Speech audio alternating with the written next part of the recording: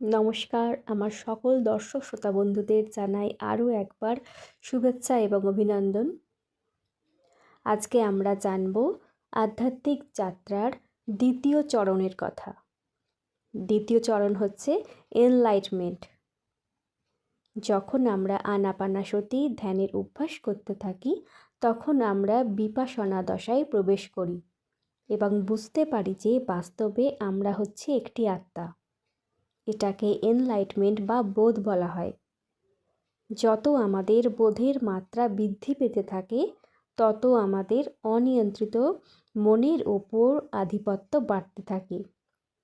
তখন আমরা আমাদের দৈনন্দিন সাংসারিক জীবনে প্রয়োগ করার জন্য সঠিক জ্ঞান অর্জন করার যোগ্য পাত্র হয়ে উঠি।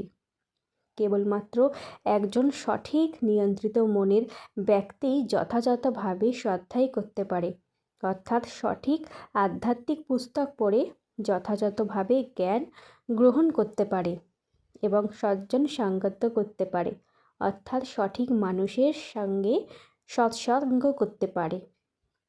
সঠিক আধ্যাত্মিক পুস্তক অধ্যয়ন ব্যতীত এবং সঠিক মানুষের সাথে সৎসঙ্গ ছাড়া প্রকৃতপক্ষে আমাদের এনলাইটমেন্ট পরিপক্ক হয় না।